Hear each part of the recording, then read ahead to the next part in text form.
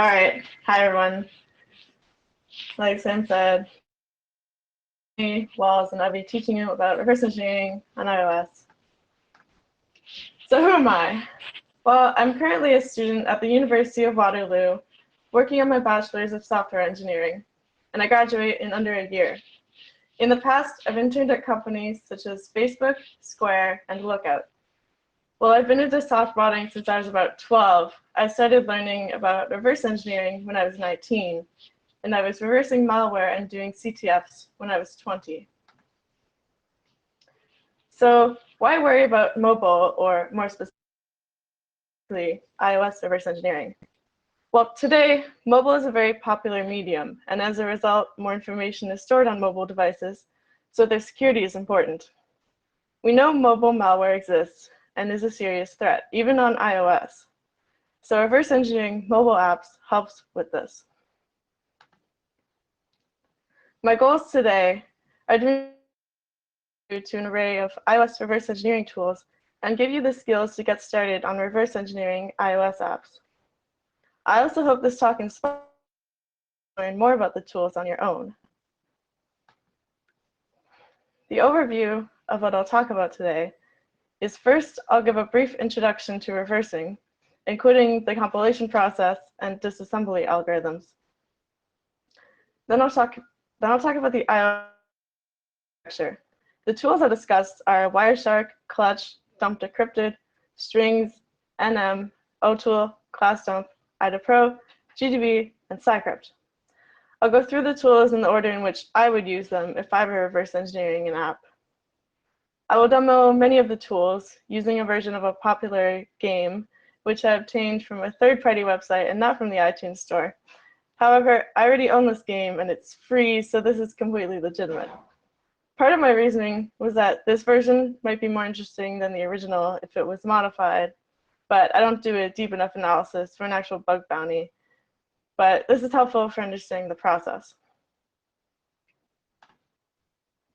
So first, I'll give a brief overview of the compilation process, specifically in the context of C, C++, or Objective-C. So this begins with the source code going into the preprocessor. The preprocessor takes preprocessor directives, which begin with a pound, and replaces them with tokens the compiler will understand. For example, pound include statements are replaced with the contents of the specified files. These directives are just shortcuts which need to be expanded for the compiler. The compiler takes this code and translates it into assembly code. This is a lower level type of code and is specific to the architecture of the device. For iOS, this will be ARM assembly. The assembler takes this assembly code and translates it into machine code. The machine code files are called object files.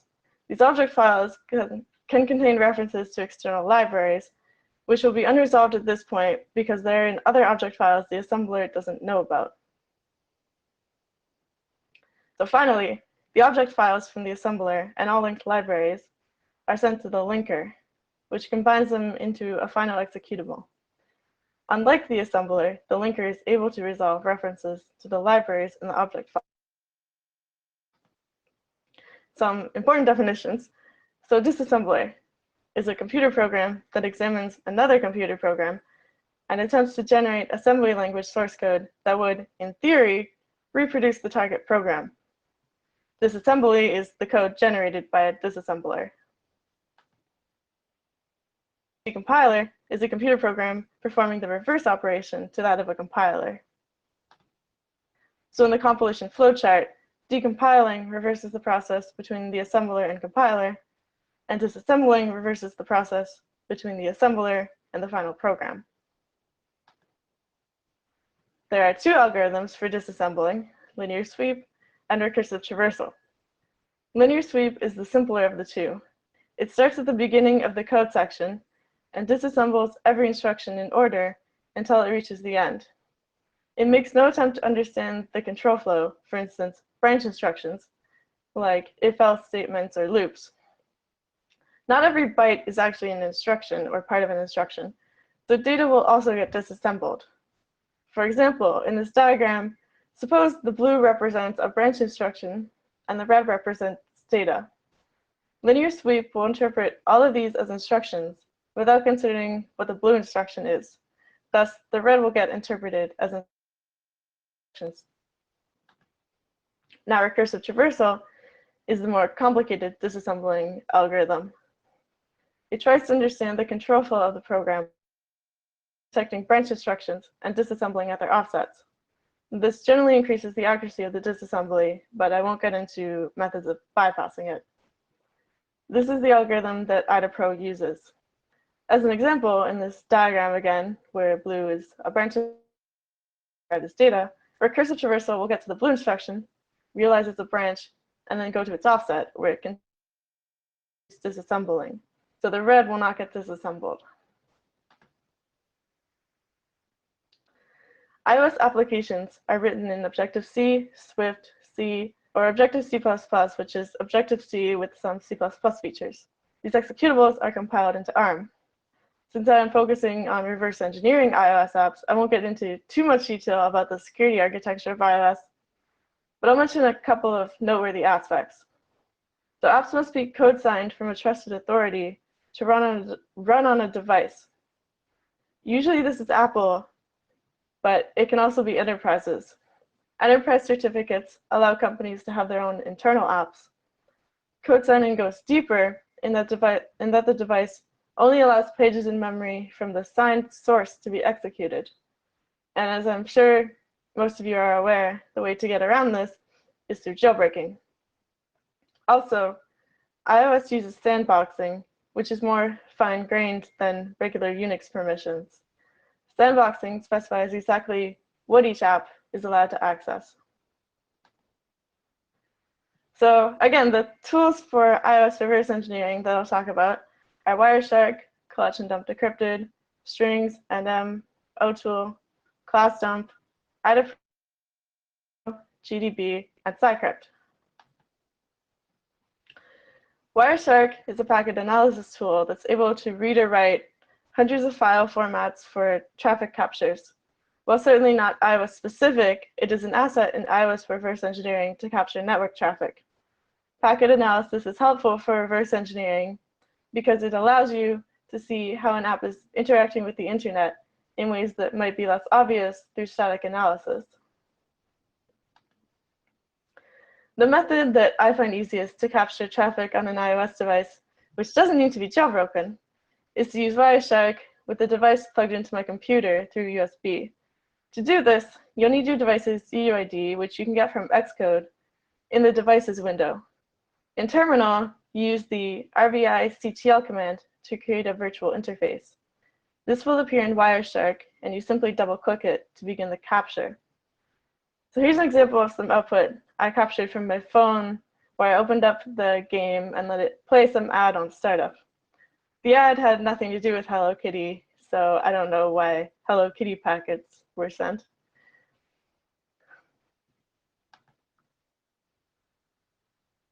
A useful feature of Wireshark is its ability to filter packets. For instance, they can be filtered by protocol.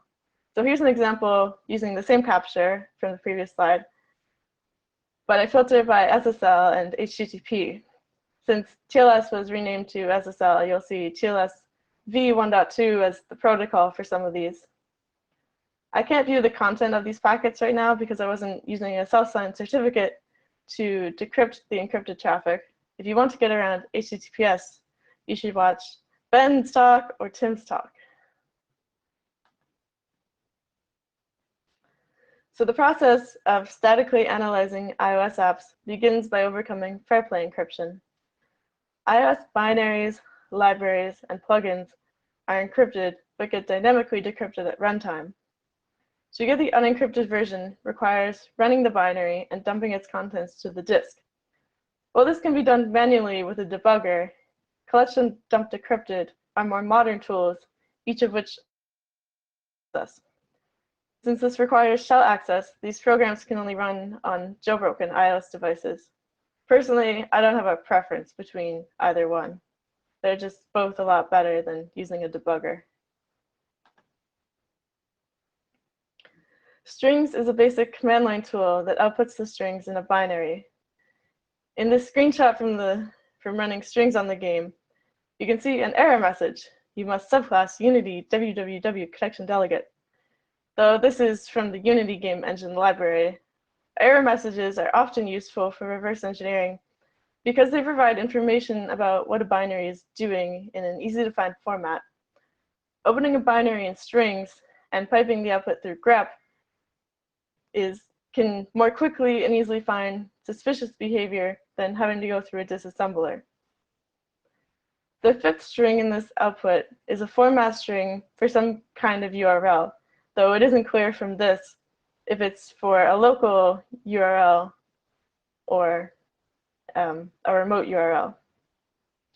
Either way, URLs are also useful because they show how a binary is interacting with local files or the internet, which can sometimes be suspicious behavior.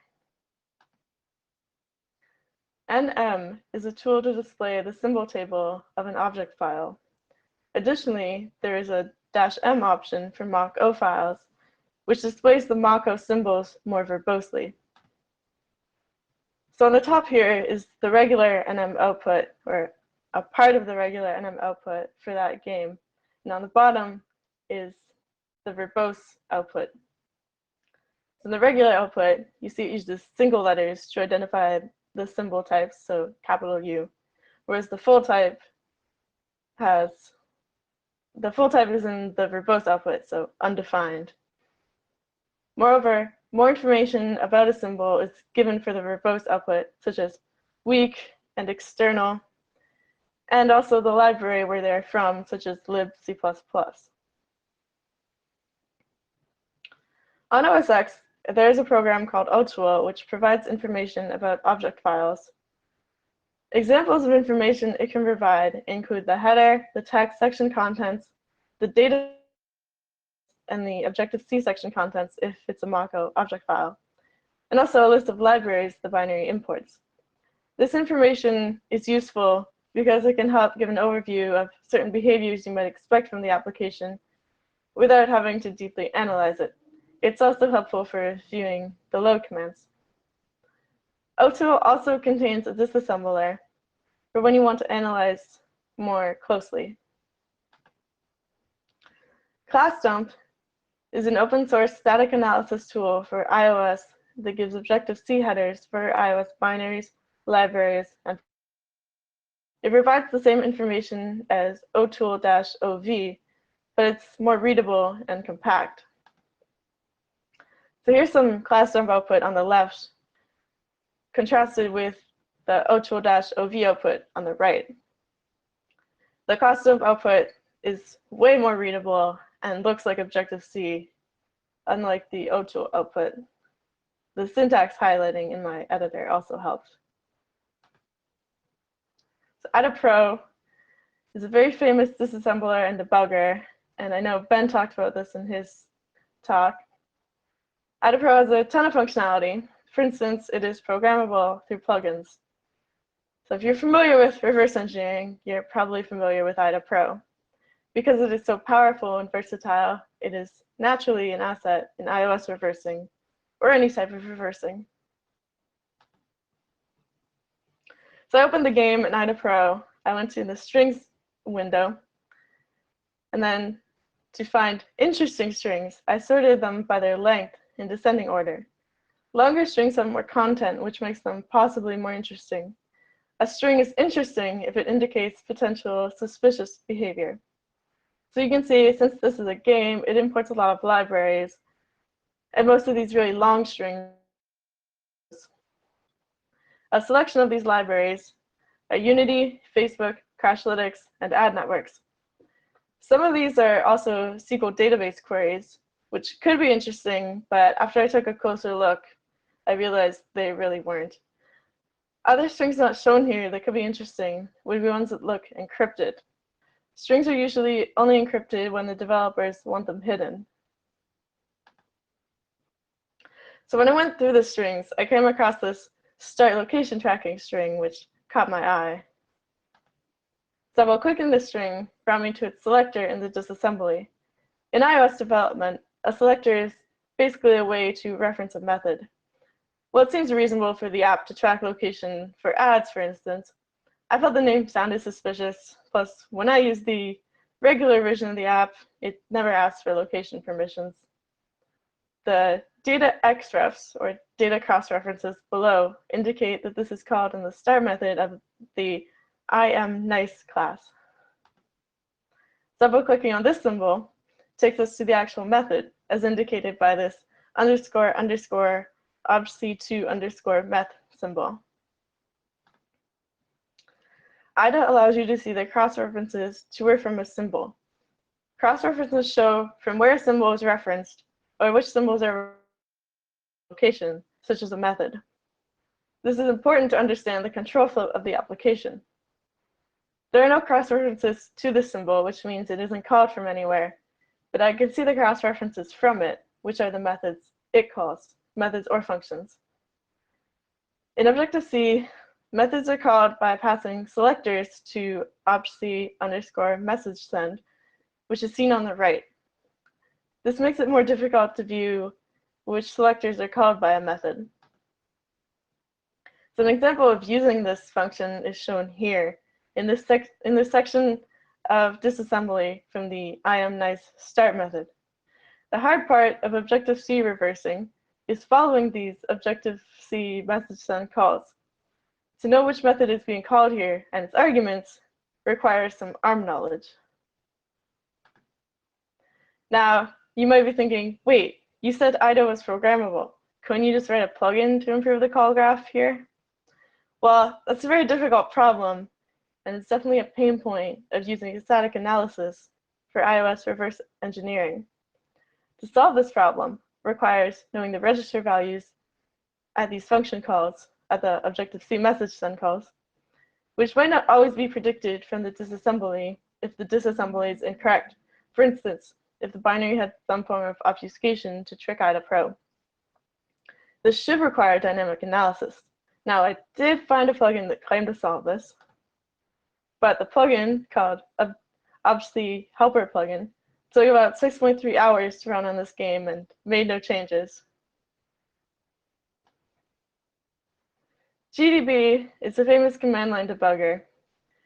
It is much simpler than IDA Pro, but is therefore faster and easier to set up. It can be run on an iOS device directly, ideally through an SSH session, but it can also connect to debug server, allowing you to debug an iOS app remotely. So what is debug server? Well, you use debug server to establish a remote debug session connection over Wi-Fi or USB. The debug server runs on the iOS device directly. When this connection is set up, you can use GDB to connect to the server to debug the process remotely. Cycrypt is a dynamic analysis tool for iOS applications that provides a more readable way of modifying or viewing information about a program at runtime. The console uses JavaScript and Objective-C syntax. Unfortunately, it doesn't allow breakpoints to be used, so it can work as a debugger, but it still provides a lot of useful functionality. So some examples of basic information Cycrypt can provide are class information about UI components. In this last command that I ran here, I assigned one of these to a variable, so I can use it later in place of that Objective-C code. But you can do way more interesting things in Cycrypt. Also, worth noting is that when you're using Cycrypt, it is helpful to also use class dump, so you know which methods and variables exist in a class. If you try using an unrecognized selector on a class, you'll crash the app, which will then also kill Cycrypt, as shown here when I tried this. So iOS reverse engineering uses a wide variety of tools, and I hope now you feel inspired to go try these tools out on your own and learn more about them. So, are there any questions?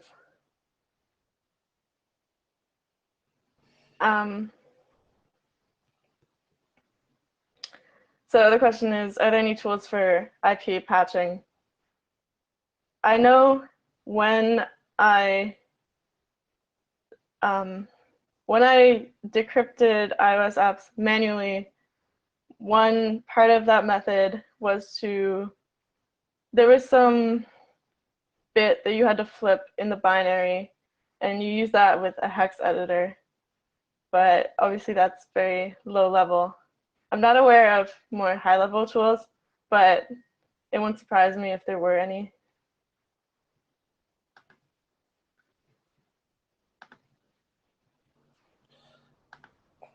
Great. This has been great, Emily. Really appreciate it. And we had some fans of your memes on Twitter. Well, thank you.